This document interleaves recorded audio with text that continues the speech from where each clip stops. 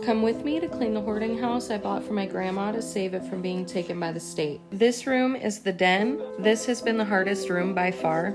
Not so much physically, but emotionally. I mean, don't get me wrong, my back hurt a lot, but this was a room that we all spent a lot of time together in. She taught me how to sew in this room. She would be in here doing her crafts or watching the news while we would play video games. So there's a lot of memories in this room. And they're good memories, it's just painful to be in here. Bag number 1. And I've talked about it in some of my previous videos. She wasn't really a trash hoarder or anything like that. She just liked to shop, so a lot of it is brand new stuff. And this room is absolutely packed full. It took me about 20 minutes just to clear enough space to get these doors open. And I had some people ask why she had so many stuffed animals. Bag 2. She had a huge family. She had 6 kids, I think at least 14 grandkids. Too many great-grandkids to count. And she loved to spoil her family. And she loved to shop. So a lot of the time she would go to the store, see something she thinks one of the kids would like. She would buy it and set it in this room to give to them later. And I think she would forget she had stuff after she had so much and then go and buy more stuff, so the process kept repeating. So obviously this isn't okay, but she meant well. Bag 3 for today. So a lot of what it is in this room is a lot of gifts, a lot of stuffed animals, and a ton of Christmas decorations. My grandma absolutely adored Christmas. It was her favorite time of the year. She loved giving. She was really the embodiment of Christmas spirit.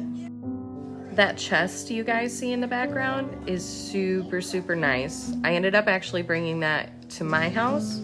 It has some important papers in it I still have to go through, but I will do a video on that for you guys because it is so cool.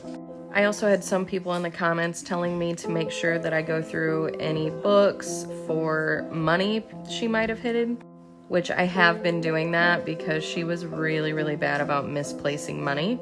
So far, I have found a jar of change that actually ended up being about $48, which I ended up giving it to my 8-year-old daughter because anytime she would come over here to Nan's house, Nan would always give her change so she could go and buy stuff.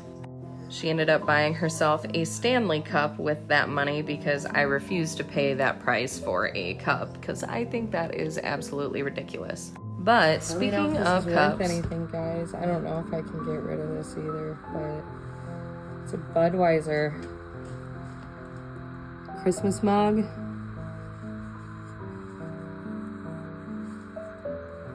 From 1992.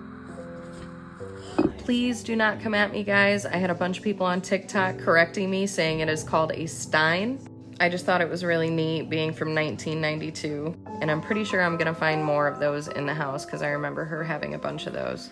This chest was actually kind of hard to get out of here. It had a decent amount of weight to it.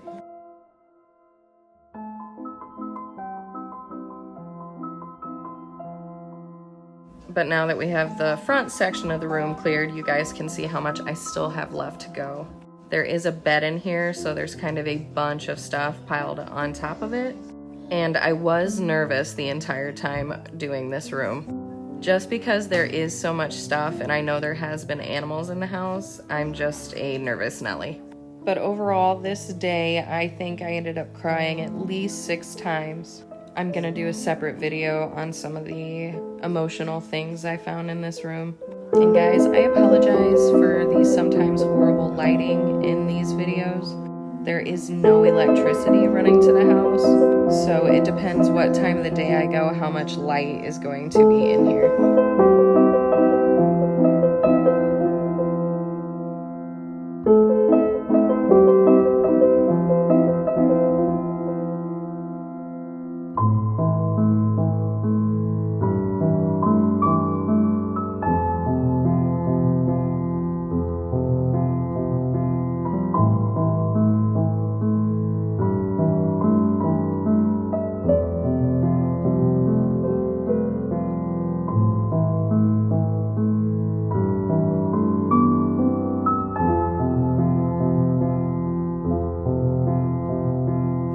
these little candy canes that I'm taking out are so adorable.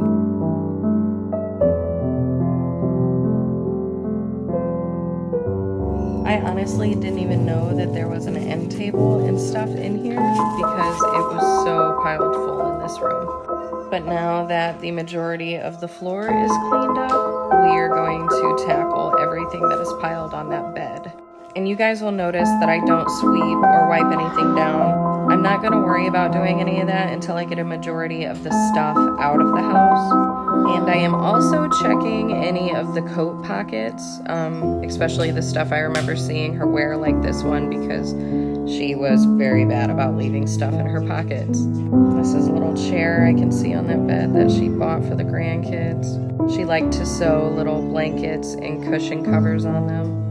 And guys, because there is so much rat feces in the house, anything that cannot be wiped down and disinfected is going straight into the trash. And it's not that I want to be wasteful, it's a safety issue. I had some people on TikTok pretty mad at me about throwing away some of the Christmas stuff, but I do not want to be responsible for getting anybody sick. But yeah, look at that, there's a whole bed under here.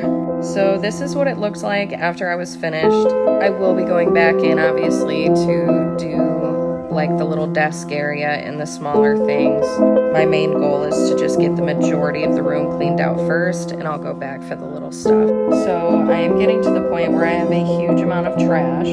Dumpsters are really expensive, so I wanted to get as much of it backed up so I don't have to rent the dumpster for very long. And I've now got a ton of stuff I have to go through, disinfect, and see what can be saved and possibly sold in a yard sale. But the progress is pretty satisfying and emotional at the same time. But I really thank all of you guys for following me along on this. Got a lot done, but there is still a lot to go. But thank you guys so much for your support and watching.